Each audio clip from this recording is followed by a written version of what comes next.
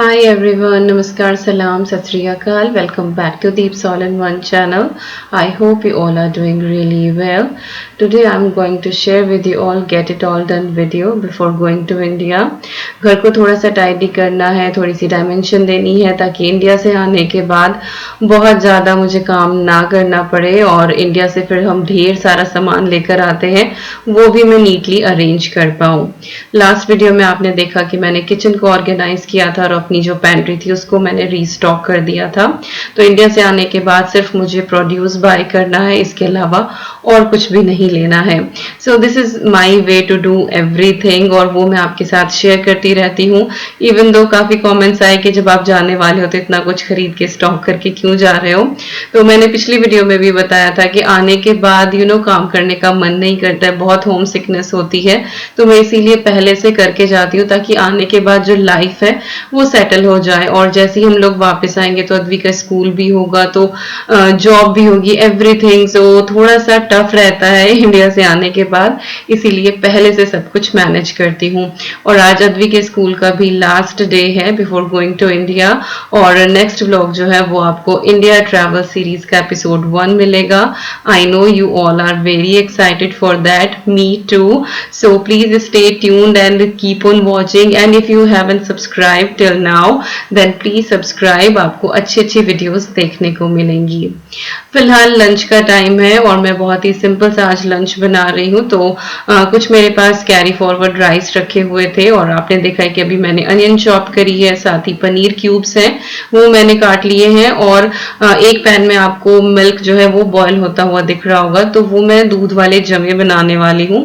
Actually विकास का जो गला है वो थोड़ा सा खराब हो रहा था, तो वो बोल रहे थे कि मैं और कुछ नहीं खाऊंगा। तो मेरे और अद्वी के लिए मैं पनीर वाला पुलाव बना रही हूँ और उनके लिए मैं दूध वाले जवे बना रही हूँ, वर्मिसेली भी बोला जाता है उसको। तो इधर पनीर पुलाव बनाने के लिए मैंने पैन में बिल्कुल थोड़ा सा ऑयल डाल दिया है। ऑयल को हम गर्म होने देंगे और इसके बाद हम इसके अंदर 1 चम्मच जीरा ऐड करेंगे। जब जीरा हमारा अच्छे से यहाँ पे क्रैकल हो जाएगा, इसके बाद हम इसके अंदर अनियन शामिल कर देंगे। और अनियन को हमें बहुत ज्यादा नहीं भूनना है, बस हल्का सा कैरमलाइज्ड करना है।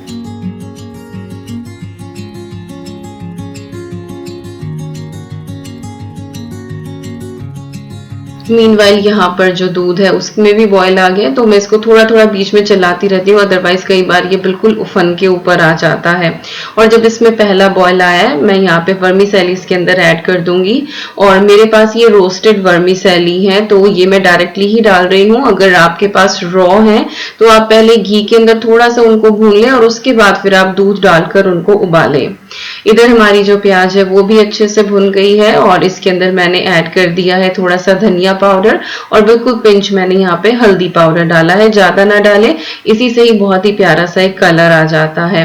और इसके बाद हम इसके अंदर ऐड कर देंगे पनीर क्यूब्स और इसको रोस्ट करेंगे। बहुत ज्यादा हम इसको नहीं भूनना है, बस स्लाइटली इसके ऊपर एक क्रंच आ जाए। पनीर को अगर हम बहुत ज्यादा इस तरह से सौते कर लेते हैं, फ्राई कर लेते हैं, तो कई बार वो चिवी सा हो जाता है और वो अच्छा नहीं लगता है। मीनवाइल जो जमे हैं उनमें अच्छे से बॉयल आ गया है, तो अब मैं बिल्कुल सिम पे करके इसको पकने दूंगी ताकि ये थोड़ा सा थिक हो जाए। और जो वर्मीसेली जमे होते हैं वो भी अपना स्टार्च रिलीज करते हैं, तो वो बहुत अच्छे से थिकन कंसिस्टेंसी के हमारे जो है वो दूध वाले जमे तैयार होते हैं। यहाँ पे जो पनीर है वो अच्छे से रोस्ट हो गया है और मेरे पास थोड़ी सी मलाई रखी हुई थी, जो हैवी क्रीम होती है, थिक क्रीम जो होती है, मैंने लास्ट व्लॉग में आपको दिखाया भी था, लास्ट टू लास्ट में, जिसमें मैंने मंथली ग्रोसरी हॉल आपके साथ शेयर किया था। तो 1 स्कूप मैंने उसका डाल दिया है, kind of like 1.5 table spoon के करीब। और उसको अच्छे से भूनने के बाद मेरे पास जो कैरी फॉरवर्ड राइस रखे हुए थे वो मैंने ऐड कर दिए हैं। राइस जो है वो हमेशा मैं लाइक विदाउट सॉल्ट बनाती हूँ, तो आप अगर सॉल्ट डालते हैं तो आप अंदाजे से यहाँ पे डालेंगे, सिर्फ पनीर और प्याज के हिसाब का सॉल्ट डालें। मैं यहाँ पे पूरी रेसिपी जो है उसके हिसाब से यहाँ पे सॉल्ट ऐड कर रही हूँ। So again salt as as पर टेस्ट आप यहाँ पे डाल दें। और उसके बाद मैंने थोड़ा सा यहाँ पे बिरयानी मसाला ऐड करा है, और ये बिरयानी मसाला स्टोर बॉट है, ये भी मैंने आपको दिखाया था अपने ग्रोसरी हॉल में। और सच में ये वाला बिरयानी मसाला बहुत अच्छा है, मेरी फ्रेंड ने मुझे रिकमेंड किया था। 80-85% इसका फ्लेवर ऐसा ही है जैसा कि मैं घर में बिरयानी मसाला बनाती हूँ। So I am satisfied, I like it. So आप लोग बाय कर सकते हैं, राजा ब्रांड का मॉरिसन पे मिलता है बिरयानी मसाला। और बस ये डाल के मैंने इसको अच्छे से मिक्स कर दिया है, और अब कवर करके थोड़ी देर के लिए मैं इसको कुक कर लूंगी ताकि अच्छे से इसके अंदर स्टीम लग जाए। और विद इन 4 to 5 मिनट्स ये डन हो जाता है, कोई बहुत ज्यादा टाइम नहीं लगता है, और बहुत ही टेस्टी ये तैयार होता है। एक ऑल्टरनेटिव यहाँ पे मेंशन करना चाहती हूँ, अगर आपके पास क्रीम नहीं है, मलाई नहीं है, तो आप थोड़ी सी यहाँ पे दही भी ऐड कर सकते हैं, ऑलमोस्ट सेम टेस्ट आएगा। तो जमे अभी पक ही रहे हैं, पुलाव तैयार हो चुका है, और मैं साइड बाय दूसरे काम कर रही हूँ। ईवी की जो बॉटल्स हैं वो मैं स्टरलाइजर में लगा दूंगी, वो स्टरलाइज होके रखी जाएंगी। और पहले ईवी के पास फर्स्ट 2 मंथ तक उसके पास 1 or 2 बॉटल ही थी, तो कई बार ना बहुत दिक्कत हो जाती थी कि बार बार वही वॉश करो फिर स्टरलाइज करो। तो फिर मैंने 5-6 बॉटल्स उसकी ले लिए, दिन में एक बार स्टरलाइज कर देती हूँ, और फिर वो पूरा दिन रात जो है वो आराम से निकल जाता है, मुझे बार बार वॉश करना नहीं पड़ता है। सो अगर आपके बच्चे भी जो है वो बॉटल से लेते हैं, इवन तो मैंने अपना ब्रेस्ट मिल्क भी उसको बॉटल से ही पिलाया है, क्योंकि वो बिल्कुल भी लैच नहीं करती थी। सब कुछ ट्राई करके देखा। सो इट इज गुड कि हाँ आप 6-7 बॉटल्स खरीदें और दिन में एक बार स्टरलाइज करके रख लें, और फिर अपना पूरा दिन यूज करते रहें, तो एटलीस्ट वो टेंशन खत्म हो जाती है कि बार बार वॉश करो स्टरलाइज करो। बॉटल स्टरलाइज हो रही है, और यहाँ पे मैं पराठे बना रही हूँ। दाल थी मेरे पास थोड़ी सी कैरी फॉरवर्ड, और सुबह मैंने नाश्ते में उसी के पराठे बनाए थे। अद्वी को मैंने स्कूल में भी वही दिया था, तो थोड़ा सा डो बचा हुआ था, तो मैंने फिर से पराठे ही बना लिए। पहले सोच रही थी कि रोटी बना लो, देन आई थॉट कि चलो पराठे बेटर टेस्ट देंगे, दाल की रोटी शायद ना इतनी अच्छी लगे। तो बस यहाँ पे कुरकुरे से मैं सॉफ्ट पराठे बना के तैयार कर लूंगी।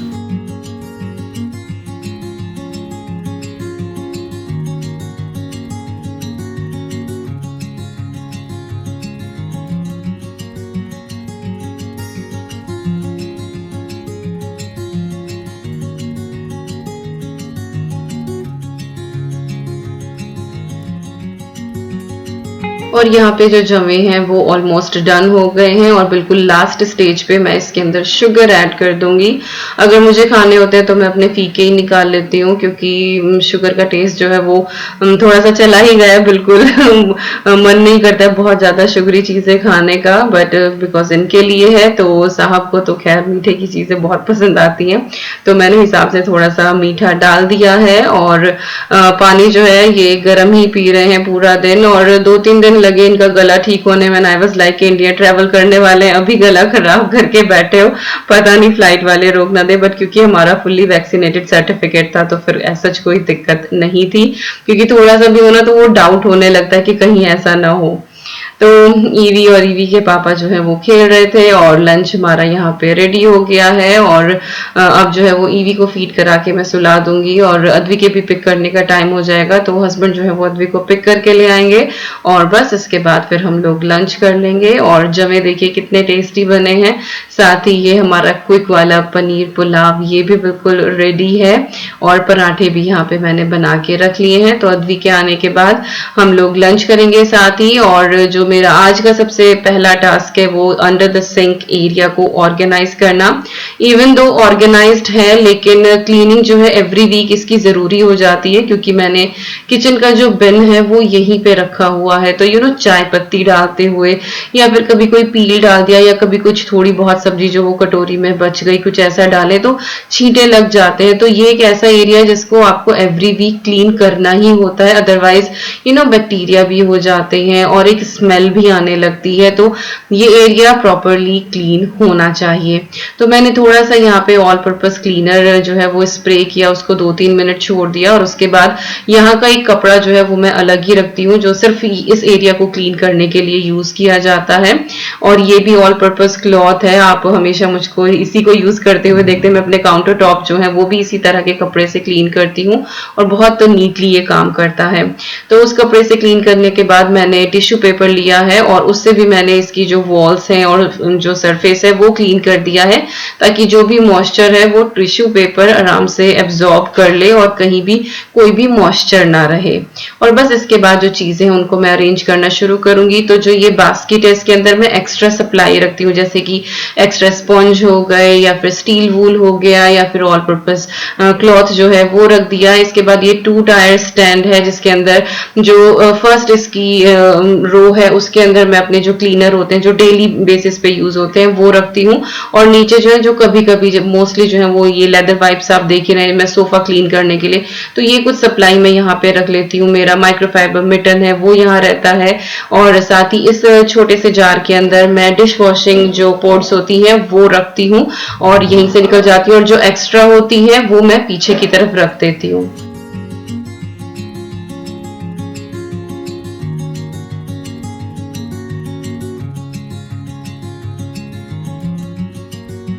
और एक मैंने यहाँ पे ये हुक लगाया है जो मेरा डस्ट पैन है, वो एक्चुअली नीचे ही रखा रहता था और वो काफी जगह घेरता था और कई बार चीजें निकालते हुए ना वो गिर जाता था। देन आई थॉट कि एक हुक लगा देती हूँ और उसके ऊपर उसको हैंग कर दूंगी, तो नीचे का जो एरिया है वो थोड़ा सा क्लटर फ्री हो जाएगा। एक ये स्टेप स्टूल है वो मैं यहाँ रखती हूँ क्योंकि इस घर की जो कैबिनेट्स है वो थोड़ी ऊंचाई पे है, तो अगर ऊपर वाली टॉप शेल्फ से मुझे कुछ निकालना होता है तो स्टेप स्टूल का मुझे यूज करना पड़ता है। बड़े वाले जो बिन लाइनर है वो मैंने पीछे रख दिए हैं और यहाँ पे मैंने जो किचन बिन है वो भी चेंज करके और उसमें भी नया लाइनर लगा दिया है, साथ ही जो डस्ट पैन है वो भी हैंग कर दिया है। तो इस तरह से अंडर द सिंक जो है वो मैं ऑर्गेनाइज करके रखती हूँ। पीछे जो बास्केट है वो लाइक जब कभी रिफिल करना होता है जरूरत होती है तभी उस तक रीच होती है, बाकी जितनी भी चीजें इस 2 टायर जो शेल्फ है मेरा इसके अंदर यूज हो जाती हैं। और ये है सिर्फ का स्टेनलेस स्टील की जो चीजें होती है उनको आप बहुत अच्छे से क्लीन कर सकते हो, जैसे कि हॉब हो गया या फिर आपकी सिंक हो गई, और ये कुछ ना रग वगैरह क्लीन करने के। सो आई एम थिंकिंग कि एक जितनी भी मेरे पास एक क्लीनिंग सप्लाई है इनकी एक डेडिकेटेड वीडियो बनाऊं तो आप लोगों को भी कुछ आइडिया हो जाएगा कि हाँ किस चीज से क्या चीज ज्यादा अच्छे से साफ होती है। So if you are interested तो प्लीज कमेंट करके भी मुझे जरूर बताना। तो किचन का एक टास्क था वो डन हो गया, लंच हो गया और उसके बाद फिर मैं आई हूँ ऊपर रूम में। तो ये जो सामने वाली विंडो है मेरे बेडरूम की, कर्टेन्स अगर हटाते हैं तो अंदर का आई थिंक सब कुछ दिखाई देता है। आई एम नॉट 100% श्योर अगर लाइट ऑन होती है। और पीछे की तरफ अगर आप देखें तो एक मेन रोड भी है और साथ ही जो पड़ोस के घर है उनकी भी विंडो है। So again I am not sure कि अंदर का कुछ दिखता है नहीं दिखता है, but I feel like may be शायद कुछ दिखाई देता हो। और अब दिन जो है वो अच्छे होने लगे हैं, थोड़ी सी धूप निकलने लगी है तो कर्टेन्स हटाने का मन करता है, तो लेकिन वो सी थ्रू नहीं होना चाहिए। सो आई एम थिंकिंग कि कुछ करूं, पूरे घर का हमें ब्लाइंड्स लगवाने हैं बट अभी बजट और टाइम दोनों ही चीज अभी थोड़ी सी ऊपर नीचे है। सो आई थॉट कि मैं यहाँ पे टेंशन रोड लेके और जो नेट के कर्टेन्स होते हैं मैं वो लगा दूं। ये मेरे पास पहले से ही है नेट के कर्टेन। अगर आपको ध्यान हो जो पुराने वाला घर था उसमें लिविंग रूम की जो विंडो थी काफी बड़ी थी, उसमें मैंने टेंशन रोड के साथ ही ये मैंने लगाए हुए थे।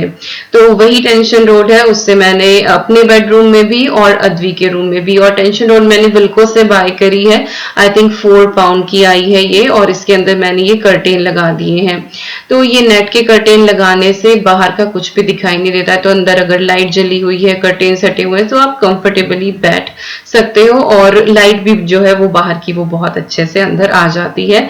तो हमारे रूम में भी मैंने लगा दिया है और अद्वी के रूम में भी ये मैंने लगा दिया है। तो फिलहाल के लिए ये चीज सॉर्ट हो गई है। तो आज का जो सेकंड टास्क था मेरा वो डन हो गया है।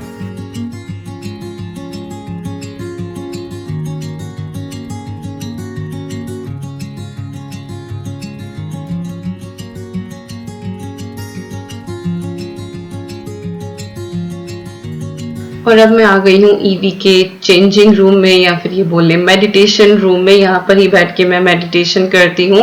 और ये स्टेयर रूम है, this is twin room with the attic actually, और ये एटिक के साथ कनेक्टेड है। यहाँ पे जो सामने आपको एक चेस्ट ऑफ ड्रॉर दिखाई दे रहा है डबल वाला, यहाँ पे बहुत सारी चीजें हैं तो ये भी मुझे ऑर्गेनाइज करने हैं।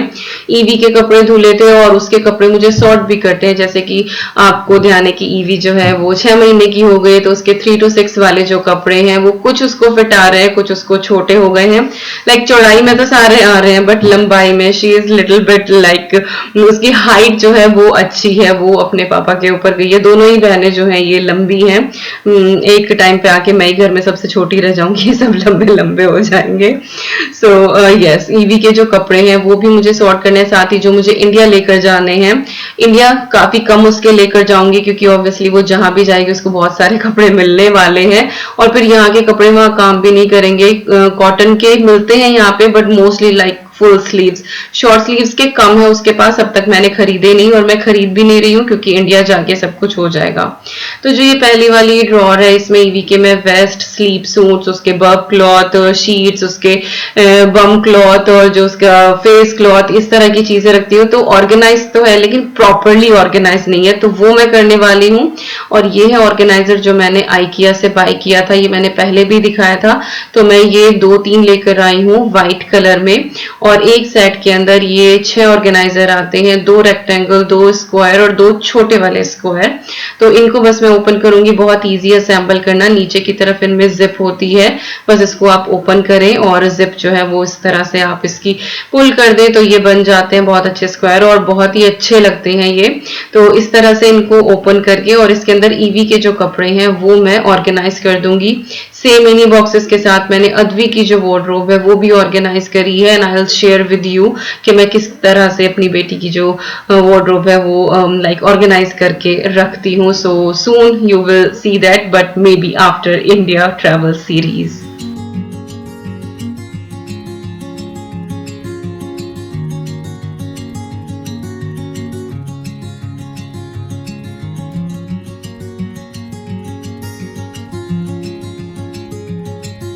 तो इस बड़े वाले बॉक्स में मैंने ईवी की सारी वेस्ट लगाई है, एक तरफ मैंने फुल स्लीव्स रख दी हैं और एक तरफ मैंने शॉर्ट स्लीव्स।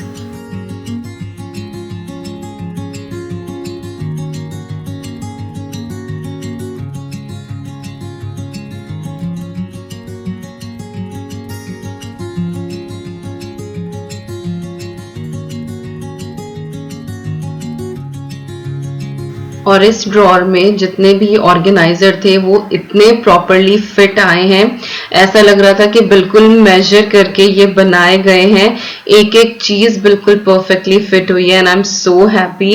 कई बार होता है कि आप ऑर्गेनाइजर्स लेकर आते हैं, कई बार मेजरमेंट भी करते हैं बट स्टिल कुछ ना कुछ रह जाता है, but just look at this drawer, सारी चीजें कितने अच्छे तरीके से फिट हुई हैं and I am so happy with that. तो यहाँ पे सारी चीजें कर दी और कुछ डाइपर्स जो हैं ईवी के वो मैंने यहाँ पर रख दिए क्योंकि उसकी चेंजिंग यूनिट यही है, आप ऊपर की तरफ ये मैट्रेस देख ही रहे होंगे। इसके बाद दूसरी तरफ एक ये वाली ड्रॉर है जिसके अंदर मेरी टाइट्स रहती हैं, सॉक्स रहती हैं। तो ये थोड़ा सा अनऑर्गेनाइज्ड है, कुछ मेरी वूलन सॉक्स हैं और कुछ ग्लव्स वगैरह हैं, तो ये सारी चीजें यहाँ पर रखी थी। तो मेरे पास एक ग्रे कलर का सेम उसी तरह का ऑर्गेनाइजर रखा हुआ था, तो मैंने उसके अंदर वो सारी चीजें रख दी और साथ ही जो ईवी के एक्स्ट्रा डाइपर्स हैं वो भी मैंने यहाँ पे लगा के रख दिए हैं इस तरह से। तो जरूरत होती है जैसे कि लाइक एक दिन में 5 से 6 डाइपर्स जो है वो नैपीज आराम से लग ही जाती हैं, तो यहाँ पे मैं जो बड़े बॉक्सेस होते हैं वो खोल के वो लगा देती हूँ और डेली जो है वो ऊपर वाली जो ड्रॉर है उसको रिफिल करती रहती हूँ। साथ ही यहाँ पे ये जो नैपी बिन है इसके अंदर मैं जो एसेंशियल ऑयल होता है वो कॉटन में थोड़ा सा डाल के और उसको मैं रख देती हूँ, तो नैपी की जो स्मेल होती है पूरा दिन की वो इस तरह से रूम में नहीं आती है, और क्योंकि वही है कि सुबह से लेके शाम तक नैपीज इसमें कलेक्ट होती रहती है और शाम को फिर हम इसको एम्प्टी करते हैं। ऐसा नहीं कि एक एक नैपी ले जाके हम लोग बाहर बिन में डाल रहे हैं, इस नैपी बिन में डाल देती हूँ। और आपने देखा ये आयरन के क्लॉथ्स पड़े हुए हैं तो मुझे वो आयरन करने हैं, और साथ ही यहाँ पे मैंने जो अपनी सॉक्स वगैरह हैं वो सारी ऑर्गेनाइज कर दी हैं। और यहाँ पे मेरी मटर्निटी बेल्ट भी रखी हुई है जो मैंने डिलीवरी के बाद पहनी थी, जिससे पेट जो है वो थोड़ा सा कम करने में हेल्प होती है, साथ ही आपको थोड़ा सा सपोर्ट भी मिलता है। हालांकि मेरा टमी काफी ज्यादा है और मुझे काफी एक्सरसाइज करनी पड़ेगी। और ये ड्रॉर तो बहुत ही अच्छी है। तो जो ये वाला बॉक्स है इसके अंदर मैंने उसके सारे टॉवल, बब क्लॉथ और जो उसकी फिटेड शीट्स वगैरह है कॉट की वो सारी चीजें रख दी हैं, और ऊपर जो है मैंने ये नैपी बैग्स रख दिए हैं क्योंकि यहाँ से चीजें जो है वो फ्रीक्वेंटली नहीं निकलती। इस छोटे से स्क्वायर बॉक्स में जो उसका एसेंशियल होता है, जैसे कि उसकी क्रीम हो गई, लोशन है, कॉटन है और कोकोनट ऑयल है, और ये नैपी रश क्रीम है मेटनम की, ये बहुत अच्छी है। अद्वी के लिए भी यही यूज करी थी, ईवी के लिए भी यूज कर रही हूँ। आज तक एक भी रैश की मुझे शिकायत नहीं आई है। और ये जो नेक्स्ट है, इसके अंदर मैंने उसकी सॉक्स और जो उसकी कॉटन हैट्स हैं वो रखा है। नेक्स्ट स्क्वायर में मैंने उसकी बिब्स रखी हैं, इसके अंदर उसके वॉश क्लॉथ्स हैं और जो दिन के डायपर्स होते हैं वो रख दिए हैं। और जो ऊपर वाले हैं, एक तरफ उसके स्लीप सूट हैं, जो ये लंबे वाला आपको दिखाई दे रहा है ऑर्गेनाइजर, और जो ये स्क्वायर वाला है इसमें उसकी वेस्ट है, एक तरफ फुल स्लीव्स और एक तरफ शॉर्ट स्लीव्स। तो इस तरह से ईवी की ये जो चेंजिंग यूनिट का टॉप ड्रॉर है ये मैंने कर दिया है। तो नहलाने के बाद भी मैं यही चीजें उसको पहनाती हूँ। बाकी जो उसकी ड्रेसेस, फ्रॉक्स वगैरह हैं वो अद्वी के रूम में जो एक और एक्स्ट्रा वार्डरोब है वहां पे मैं रखती हूँ। तो वो जब अद्वी के रूम का मैं आपको टूर या फिर ऑर्गेनाइजेशन दिखाऊंगी तो तब शेयर करूंगी। इसके बाद का जो मेरा फोर्थ टास्क है आज का, वो है थोड़ा सा बाथरूम क्लीन करना। ये क्लचर्स जो है वो मैं अभी बाय करके लाई थी, ये भी मैंने आपको ग्रोसरी में दिखाया था। ग्रोसरी हॉल में काइंड ऑफ लाइक रैंडम था, बहुत सारी चीजें थी उसमें, तो वो निकाल के मैंने इस बास्केट में रख दिए हैं। और जितने भी हेयर एसेसरीज होती है ना, क्लचर हो गया, कुछ क्लिप्स हो गए, बबल्स हो गए, वो सब मैं इस बास्केट में रखती हूँ और इसको मैं नीचे की तरफ रख देती हूँ, तो अद्वी को भी जरूरत होती है तो वो भी निकाल लेती है। टॉयलेट रोल्स जो है वो रिफिल करने थे, वो मैंने स्टैंड पे यहाँ पे लगा दिए हैं। इसके बाद जो है वो मिरर वगैरह वो क्लीन करना था। हालांकि जो बाथरूम की डेली क्लीनिंग होती है वो सुबह नहाने से पहले हो जाती है, बट कई बार ऐसा होता है कि जल्दी जल्दी सब कुछ करना होता है तो डीप क्लीनिंग नहीं कर पाते हैं। तो काउंटर टॉप जो था बाथरूम का वो मैं अच्छे से क्लीन नहीं कर पाई थी। लाइक जो बेसिन है वो क्लीन कर दी थी, लेकिन मिरर कर नहीं कर पाई थी। जो बाथटब था वो क्लीन कर दिया था, जो उस ग्लास पैनल है वो क्लीन कर दिया था, बट कुछ कुछ चीजें रह गई थी। और जब एक रूटीन होता है ना कि ये सारी चीजें करनी है और वो ना हो, तो जब तक वो डन नहीं होती ना तो बेचैनी रहती है। मुझे तो बहुत ज्यादा रहती है भैया कि हाँ ये काम रह गया, तो बस टिक टिक टिक टिक दिमाग में चलता ही रहेगा।